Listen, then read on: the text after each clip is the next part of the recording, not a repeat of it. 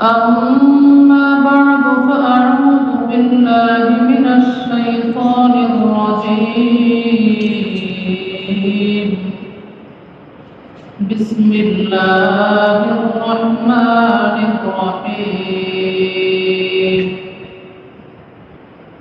ولله على الناس حج البيت من استطاع إليه سبيلا ومن كفر فإن الله غني عن العالمين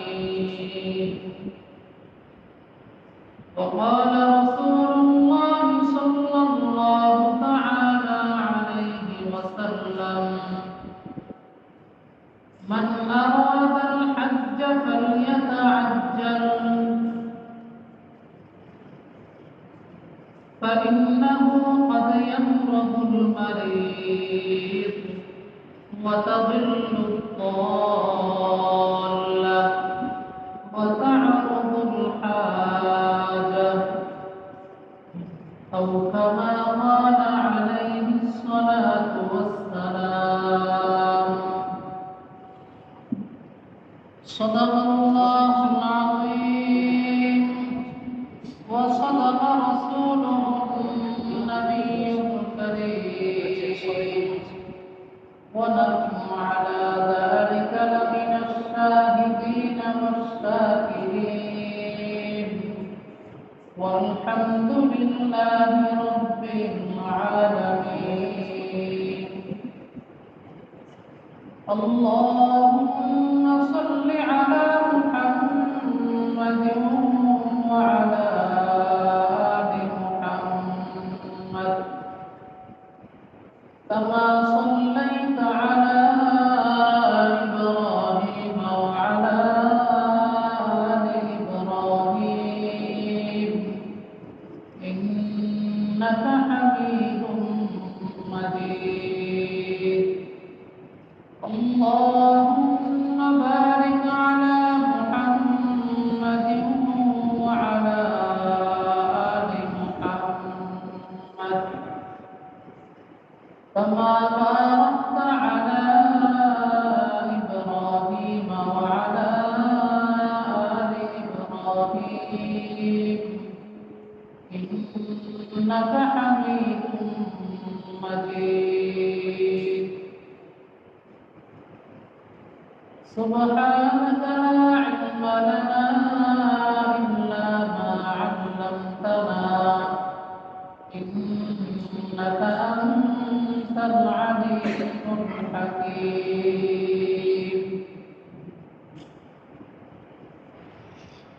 মহান আল্লাহ পাক রব্বুল আলামিনের দরবারে অসংখ্য অগণিত শুকরিয়া জ্ঞাপন করছি এজন্য যে আল্লাহ রব্বুল ইজ্জত আমাকে আপনাকে দয়া করে মায়া করে মহব্বত করে সুস্থ রেখে পবিত্র জুমআর দিনে জুমআর নামাজ আদায়ের লক্ষ্যে মহল্লার বিভিন্ন জায়গা থেকে কিছু সময় হাতে নিয়ে আগে আগে মসজিদে আসার তৌফিক দান করেছেন। সেই সাথে কিছু দিনই কথাবার্তা দিনই আলোচনা বলার শোনার তৌফিক দান করেছেন। এজন্য সকলেই দিন থেকে শুকরিয়া দান করি আলহামদুলিল্লাহ। মহান আল্লাহ পাকের নিয়ামত পেয়ে যে ব্যক্তি নিয়ামতের শুকরিয়া আদায় করে আল্লাহ পাক তার নিয়ামতটা বাড়িয়ে দেন। সুবহানাল্লাহ। মুহতারাম হাজিরিন,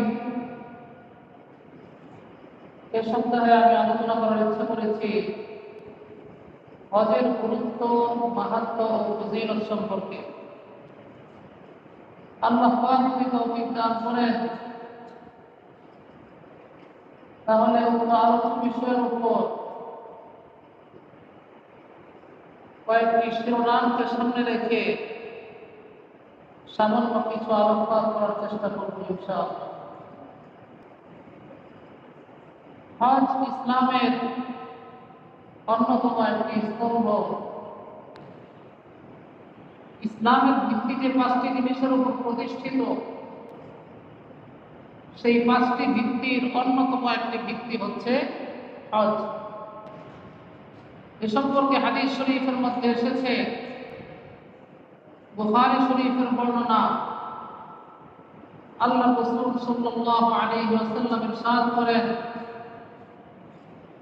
বুনিয়াল ইসলামু আলা খামস শাহাদাতি আল্লা ইলাহা ইল্লাল্লাহ ওয়া আন্না মুহাম্মাদান আবদুহু ওয়া রাসূলুহু ওয়া ইকামিস সালাহ ওয়া ইতাইজ যাকাহ ওয়াল হজ্জ ওয়া সাওমি রমাদান। আল্লাহর রাসূল সাল্লাল্লাহু আলাইহি ওয়াসাল্লাম ইরশাদ করেন, ইসলামের ভিত্তি 5টি জিনিসের উপর প্রতিষ্ঠিত। এক নাম্বার হলো আল্লাহ ছাড়া কোনো মাবুদ নাই এবং মুহাম্মদ সাল্লাল্লাহু আলাইহি ওয়াসাল্লাম আল্লাহ তাআলার বান্দা ও রাসূল এ কথার সাক্ষ্য প্রদান করা। 2 নাম্বার হলো নামাজ কায়েম করা। 3 নাম্বার হলো যাকাত প্রদান করা। 4 নাম্বার হলো হজ করা। 5 নাম্বার হলো রমজান শরীফে রোজা রাখা। মুহতারাম হাজিরিন, আমরা উক্ত হাদিসের মাধ্যমে স্পষ্টভাবে জানতে পারলাম ইসলামের অন্যতম একটি স্তম্ভ হচ্ছে হজ। ইসলাম যে কয়েকটি খুঁটির উপর প্রতিষ্ঠিত, ওই কয়েকটি খুঁটির মধ্য থেকে অন্যতম একটি খুঁটি হচ্ছে হজ। হজ শুধুমাত্র ইসলামের একটি স্তম্ভ নয়, একটি খুঁটি নয়। হজ ইসলামের অন্যতম একটি ফরজ বিধান। আল্লাহ পাকের পক্ষ থেকে বান্দার উপর আরোপিত অন্যতম একটি ফরজ বিধান হচ্ছে হজ। এ সম্পর্কে আল্লাহ রাব্বুল ইজ্জত কুরআনুল কারীমের সূরা আলে ইমরানের মধ্যে ইরশাদ ফরমান, ওয়ালিল্লাহি আলান নাসি হিজ্জুল বাইতি মান ইসতাতাআ ইলাইহি সাবিলা ওয়া মান কাফারা ফাইন্নাল্লাহা গনিয়্যুন আনিল আলামিন। আল্লাহ রাব্বুল ইজ্জত ইরশাদ ফরমান, মানুষের মধ্যে যারা বাইতুল্লাহ যাওয়ার সামর্থ্য রাখে তাদের উপর আল্লাহর জন্য এই ঘরের হজ করা ফরজ। আর কেউ এটা অস্বীকার করলে আল্লাহ রাব্বুল ইজ্জত গোটা বিশ্ববাসী থেকে সম্পূর্ণ বেনিয়াজ ও মুতাফিকি। সুবহানাল্লাহ। মুহতারাম হাজিরিন, আমরা উক্ত আয়াতে কারীমার মাধ্যমে সুস্পষ্টভাবে জানতে পারলাম যে সকল ব্যক্তি আল্লাহ রাব্বুল ইজ্জতের ঘরে বাইতুল্লাহ শরীফে কাবা ঘর পর্যন্ত যাওয়ার সামর্থ্য রাখে তাদের উপর আল্লাহর সন্তুষ্টির জন্য এই ঘরের হজ করা ফরজ হয়ে যায়। এখন কথা হলো, যারা সামর্থ্যবান তাদের উপর তো হজ ফরজ, কিন্তু এই ফরজ হজ জীবনে কি একবার করলে দায়িত্ব আদায় হয়ে যাবে নাকি প্রত্যেক বছরই আদায় করতে হবে? এর সমাধান আমরা হাদিসের মাধ্যমে লাভ করব। হাদিস শরীফের মধ্যে এসেছে, হযরত আব্দুল্লাহ ইবনে আব্বাস রাদিয়াল্লাহু তাআলা আনহু থেকে বর্ণিত, তিনি বলেন, আল্লাহর রাসূলের সাহাবী হযরত আকরা ইবনে হাবিস রাদিয়াল্লাহু তাআলা আনহু একদা আল্লাহর রাসূল সাল্লাল্লাহু আলাইহি ওয়াসাল্লামকে জিজ্ঞেস করলেন, ইয়া রাসূলুল্লাহ, আল হজ্জ ফি কুল্লি সানাহ আও মাররাতান ওয়াহিদা?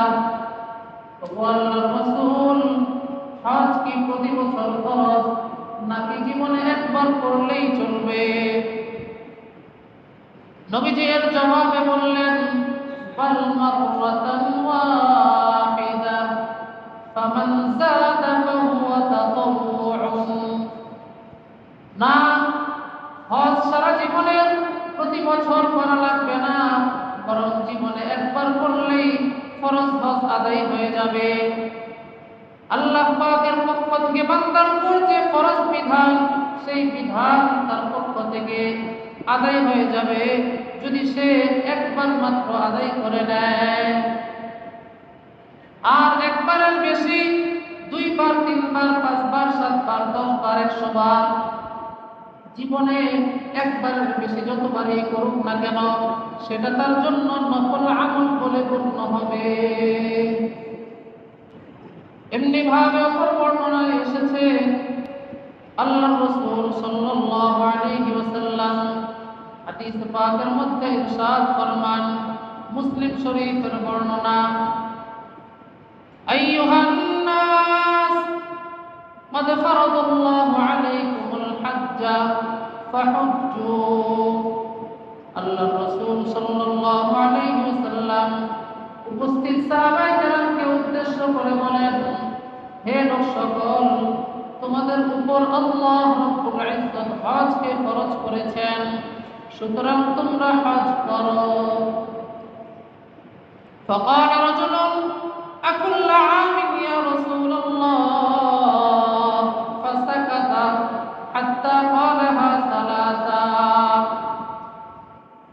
এক ব্যক্তি প্রশ্ন করল, ওগো আল্লাহর রাসূল, প্রতি বছরই কি হজ করতে হবে কিনা?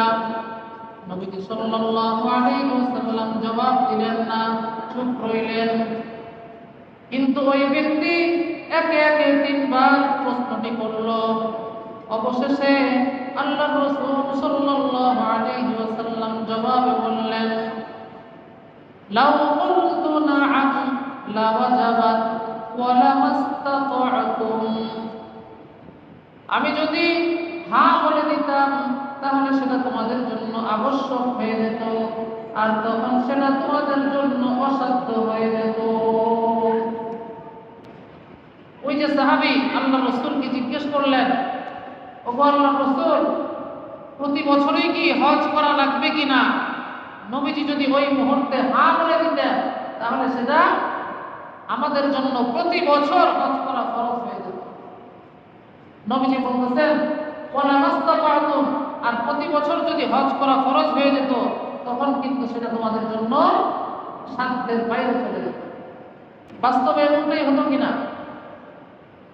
অনেক মানুষ তো আছে জীবনেও একবার হজ করার সুযোগ পায় না, সামর্থ্য রাখে না। আর যাদের সামর্থ্য আছে দেখা যায় যে এক সময় টাকা আছে, আরেক সময় টাকা নাই। প্রতি বছর হজ ফরজ হয়ে গেলে তখন সেটা আমাদের জন্য চরম কষ্টসাধ্য হয়ে যেত, অসাধ্য হয়ে যেত। তো যাদের উপর হজ ফরজ, তারা আল্লাহ পাকের এই ফরজ বিধানটি কিভাবে আদায় করবে, কিভাবে আদায় করলে আল্লাহ পাক রাজি খুশি হবেন, আল্লাহ পাক সন্তুষ্ট হবেন, আল্লাহ পাক খুশি হয়ে বান্দাকে পুরস্কৃত করবেন, সেটা আমাদের জানা দরকার আছে কিনা নাই? আল্লাহ রাব্বুল ইজ্জত মৌলিকভাবে হজের মধ্যে যে সমস্ত কর্মকাণ্ডের দ্বারা হাজী সাহেবের হজ বিনষ্ট হয়ে যায়, হাজী সাহেব হজের মাধ্যমে আল্লাহ পাকের পক্ষ থেকে পুরস্কার লাভ করবেন তো দূরের কথা, উল্টা তার হজ তার জন্য আরো ক্ষতির কারণ হয়ে দাঁড়ায়। মৌলিকভাবে ওই সমস্ত কাজের কথা আল্লাহ পাক কুরআনুল কারীমের মধ্যে স্পষ্টভাবে বলে দিয়েছেন। আল্লাহ রাব্বুল ইজ্জত সূরা বাকারার মধ্যে ইরশাদ ফরমান, আল হজ্জু আশহুরুম মা'লুমাত ফামান ফারাদা ফীহিন্নাল হজ্জ ফালা রাফাথা ওয়ালা ফুসুকা ওয়ালা জিদালা ফিল হজ্জ ওয়া মা তাফআলু মিন খাইরিন ইয়া'লামহু আল্লাহ ওয়া তাযাওয়াদু ফাইন্না খায়রাজ যাদিত তাকওয়া ওয়াত্তাকুন ইয়া উলিল আলবাব।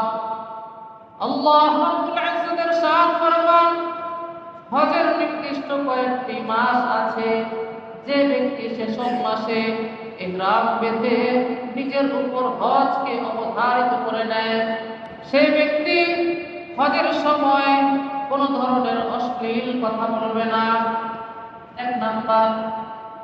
2 নাম্বার হলো কোনো ধরনের অন্যায় কাজ, গুনাহের কাজ করবে না।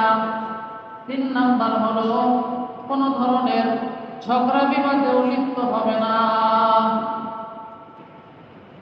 যেই 3টা কাজের কথা বলা হলো, এই 3টা কাজই হাজী সাহেবদের মাধ্যমে বেশি সম্পাদিত হয়।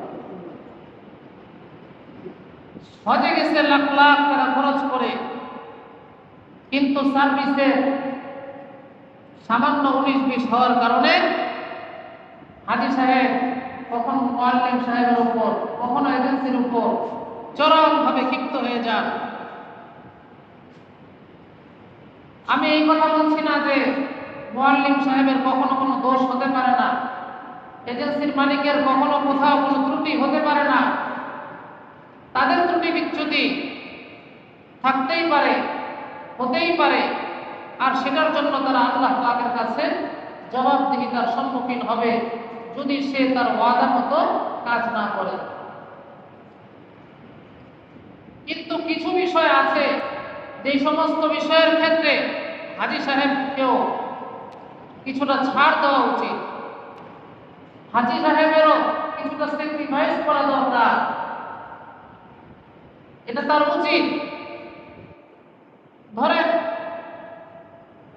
খানা আসার সময় দুপুর 2টায়, এখন মুআল্লিম সাহেবেরও নিয়ত আছে যে কারেক্ট 2টায়, বরং পারলে আরো 5 মিনিট আগে হাজী সাহেবদের খানা যার যার ঘরে পৌঁছে দিন। কিন্তু দেখা হলো বাজার সদাই কিংবা রান্না বান্নায় এমন কোনো সমস্যা দেখা গেছে, বাংলাদেশিদের আমরা ওপেনলি যে কোনো জায়গায় চুলা ধরিয়ে দিই, সেটা কিন্তু সৌদি আরবে যেখানে সেখানে সম্ভব না, সেখানে রুলস আছে, নীতিমালা আছে। তো দেখা গেল 10 মিনিট 20 মিনিট বা আধা ঘন্টা দেরি হয়ে গেল, এখানে মুআল্লিম সাহেবের কিংবা এজেন্সি সাহেবের বিশেষ কোনো বেনিফিটও নাই যে আজ হাজী সাহেবকে যদি আধা ঘন্টা পরে খানা দেই তাহলে আমার একটা প্রফিট হবে, তার কোনো অসৎ ইচ্ছা নাই। কিন্তু এরপরও দেখা গেল 20 মিনিট আধা ঘন্টা দেরি হয়ে গেল। এই মুহূর্তে হাজী সাহেব যদি ক্ষিপ্ত হয়ে যান তাহলে এটা তিনি নিজে নিজের ক্ষতি করলেন। আর ওই সময় দেখা যায় যে ক্ষিপ্ত হয়ে অকথ্য ভাষায় গালিগালাজ শুরু করে দেন, ঝগড়াঝাটি শুরু করে দেন, অশ্লীল কথাবার্তা বলা শুরু করে দেন। তারপর অনেক সময় দেখা যায় জেদ্দা থেকে মক্কা, মক্কা থেকে মদিনা, মদিনা থেকে আবার হয়তো মক্কায় কিংবা এয়ারপোর্টে, আবার অনেক সময় দর্শনীয় স্থানগুলো দেখাইতে নিয়ে যাওয়া হয়। তো এই সমস্ত সময়ে বাস এসে হাজী সাহেবদেরকে নিয়ে যায়। তো নির্দিষ্ট সময় দেওয়া হলো, কথার কথা 8টা বাজে, বাস কোনো কারণে আসতে একটু লেট করতেছে। মুআল্লিম সাহেব তো তাকে যে সময় জানায় দেওয়া হয়েছে ওই সময় তিনি হাজী সাহেবদেরকে ঘোষণা করে দিচ্ছেন। এখন দেখা গেল বাস 8টার জায়গায় 8:30টায় আসছে।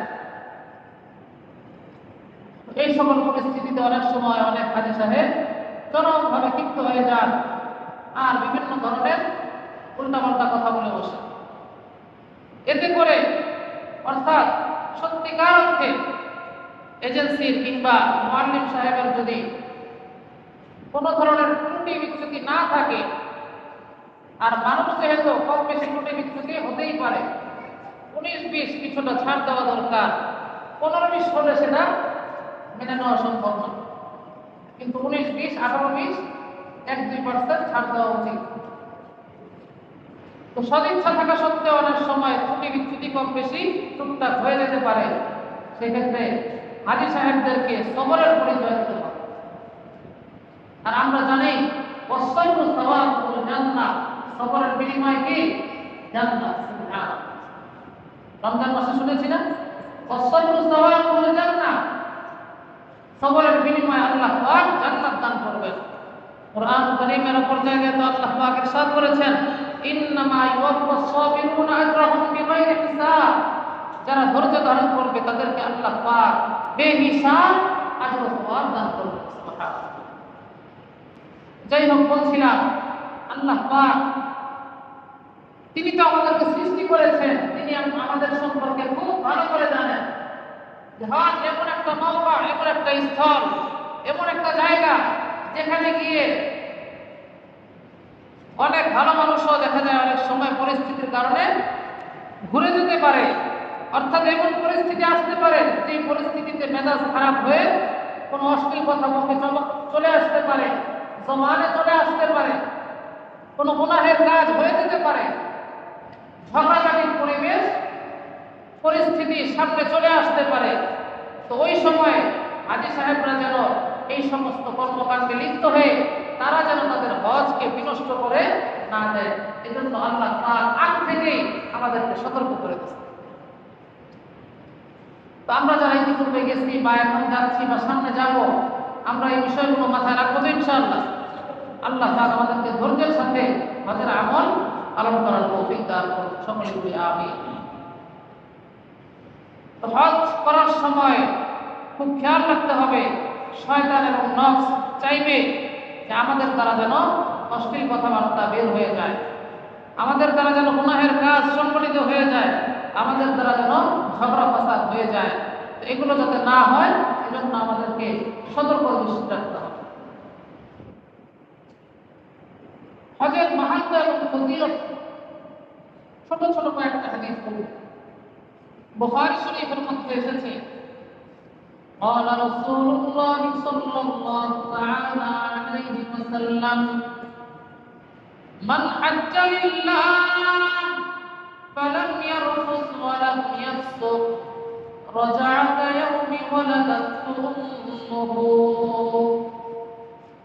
আল্লাহ রাসূল সাল্লাল্লাহু আলাইহি ওয়াসাল্লাম ইরশাদ করেন, যে ব্যক্তি একমাত্র আল্লাহ পাকের সন্তুষ্টির উদ্দেশ্যে হজ করল আর হজে গিয়ে হজের সময় কোন ধরনের অশ্লীলতা ও পাপাচারে লিপ্ত হল না, সে যেন সদ্য ভূমিষ্ঠ শিশুর ন্যায় নিষ্পাপ অবস্থায় ফিরে এলো। সুবহানাল্লাহ। অর্থাৎ সে যেন একদম গুনাহমুক্ত হয়ে গেল। সুবহানাল্লাহ।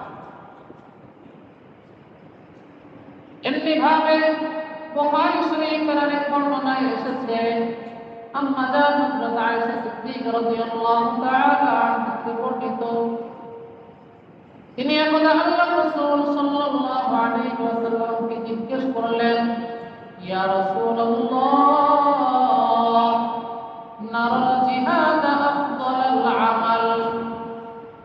হে আল্লাহর রাসূল, আমরা তো জিহাদকে শ্রেষ্ঠতম আমল মনে করি, আফালা নুজাহিদ, সুতরাং আমরা কি জিহাদ করব না? নবীজিকে জিজ্ঞেস করলেন। তখন নবীজি সাল্লাল্লাহু আলাইহি ওয়াসাল্লাম উত্তরে বললেন, লা লাকিন্না আফদালাল জিহাদি হাজ্জুল মাবরুর। না, তোমাদের জন্য জিহাদ করা লাগবে না, তোমাদের জন্য শ্রেষ্ঠতম জিহাদ হলো হজ্জে মাবরুর। সুবহানাল্লাহ। আজকে আমরা এই হাদিসটা আমাদের মা বোনদেরকে শোনাব। অনেক মা বোন আছেন যাদের সামর্থ্য আছে, কিন্তু তারা যে সামর্থ্যবান হয়ে আছেন এটা তারা নিজেরাও জানেন না।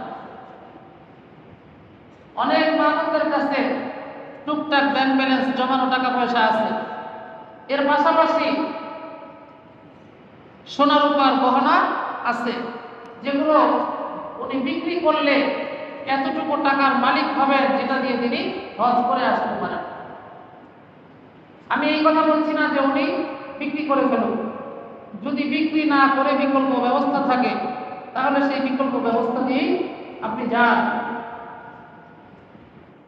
কিন্তু মনে রাখতে হবে, আপনি যদি এই পরিমাণ সোনা রূপার মালিক হন, যতটুকু বিক্রি করার দ্বারা আপনি বাইতুল্লাহ সফরের সামর্থ্য রাখেন, তাহলে কিন্তু আপনার বড় কাজ খরচ। তো মা বোনদের জন্য এক বিশাল সুযোগ এই ফজিলত লাভ করার, পুরুষদের জন্য তো জিহাদ করা লাগে, জিহাদ একটা ফরজ বিধান। যদিও প্রাথমিক অবস্থায় ফরজে কিফায়া, অবস্থার পরিপ্রেক্ষিতে ফরজে আইন হয়ে যায়, কিন্তু আল্লাহ রাসূল সাল্লাল্লাহু আলাইহি ওয়াসাল্লাম নারীদের ব্যাপারে বলতেছেন যে জিহাদ করে পুরুষরা যেই রকম ফজিলত লাভ করবে, নারীরা হজ্জে মাবরুর করার মাধ্যমে ওই রকম জিহাদের ফজিলত লাভ করবে। সুবহানাল্লাহ। এখন কথা হলো, নবীজি যে হজ্জে মাবরুরের কথা বললেন, হজ্জে মাবরুরের এমন কি বিশেষত্ব রয়েছে সেটা জানা দরকার আছে কিনা নাই? মুসলিম শরীফের মধ্যে এসেছে, قال رسول الله صلى الله تعالى عليه وسلم والحج المبرور ليس له جزاء إلا الجنة। আল্লাহ রাসূল সাল্লাল্লাহু আলাইহি ওয়াসাল্লাম ইরশাদ করেন, হজ্জে মাবরুর হলো সেই হজ যার প্রতিদান একমাত্র জান্নাত। সুবহানাল্লাহ। হজ্জে মাবরুর এমন হজ যে হজের বিনিময়ে আল্লাহ পাক জান্নাত দিয়ে দিবেন। সুবহানাল্লাহ। এখন হজ করার দ্বারা যদি আমার হজটা মকবুল হয়, আল্লাহ পাক যদি পছন্দ করেন, আল্লাহ পাকের কাছে যদি কাবিলে কবুল হয়, গ্রহণযোগ্য হওয়ার উপযুক্ত হয়, তাহলে তো এরকম ফজিলত লাভ করব। আর যদি হজ না করি তাহলে আল্লাহ রাসূল সাল্লাল্লাহু আলাইহি ওয়াসাল্লামের পক্ষ থেকে এই ব্যাপারেও ধমকির বাণী রয়েছে। এর অশুভ পরিণতিও কিন্তু আমাকে ভোগ করতে হবে। হাদিস শরীফের মধ্যে এসেছে, আমি সারমর্ম বলতেছি, কোন ব্যক্তি যদি শরীয়ত সম্মত ওজর ছাড়া হজ ফরজ হওয়ার পরও হজ না করে, তাহলে নবীজি বলতেছেন যে সে ইহুদি হয়ে মরুক অথবা খ্রিস্টান হয়ে মরুক, তাতে আমার কোনো যায় আসে না। বলেন না নাউযুবিল্লাহ। নবীজির কোনো কিছু যায় আসে না। কোনো ব্যক্তি সামর্থ্যবান হওয়া সত্ত্বেও যদি সে হজ না করে আর ওই অবস্থায় মৃত্যুবরণ করে, আল্লাহ পাক আমাদের সবাইকে হেফাজত করে। এজন্য যাদের উপর হজ ফরজ হয়ে গেছে তারা বিলম্ব না করা উচিত, অবিলম্ব হজের ইরাদা করে ফেলা উচিত, হজের জন্য প্রস্তুতি গ্রহণ করে ফেলা উচিত। হাদিস শরীফের মধ্যে এসেছে, আবু দাউদ শরীফের বর্ণনা, আল্লাহর রাসূল সাল্লাল্লাহু আলাইহি ওয়াসাল্লাম ইরশাদ করেন, মান আরাদাল হজ্জ ফালইয়াতাআজ্জাল ফাইন্নাহু ক্বাদ ইয়ামরাদুল মারিদ ওয়া তাদিল্লুদ দাল্লা ওয়া তা'রুদুল হাজা। আল্লাহর রাসূল সাল্লাল্লাহু আলাইহি ওয়াসাল্লাম ইরশাদ করেন, যে ব্যক্তি হজের সংকল্প করে সে যেন তাড়াতাড়ি অবিলম্বে হজ করে নেয়। কেননা মানুষ কখনো কখনো অসুস্থ হয়ে পড়ে, আবার কখনো প্রয়োজনীয় জিনিস বিলুপ্ত হয়ে যায়, আবার কখনো কখনো অপরিহার্য প্রয়োজন সামনে এসে যায়। বুঝে আসছে? নবীজি তিনটা বিষয়ের কথা বলছেন। হজ ফরজ হয়ে গেলে আর বিলম্ব না করা উচিত। কেন? হজ ফরজ হয়ে গেছে মানে আপনি হজের সংকল্প করে ফেলছেন।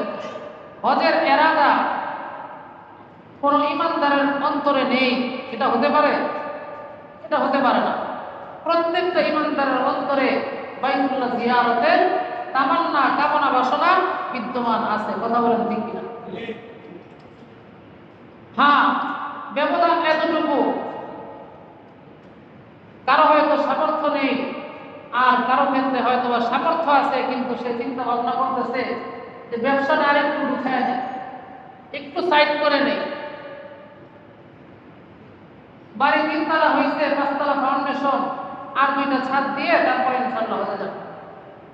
এখনো পর্যন্ত দাড়ি রাখি নাই, দাড়িটা রেখে নেই, এরপরে হজে যাব। ছেলে মেয়ে এখনো পর্যন্ত বিয়ে দেয়নি, ছেলে মেয়ের বিয়ে শাদী শেষ হোক, এরপরে ইনশাআল্লাহ হজে যাব।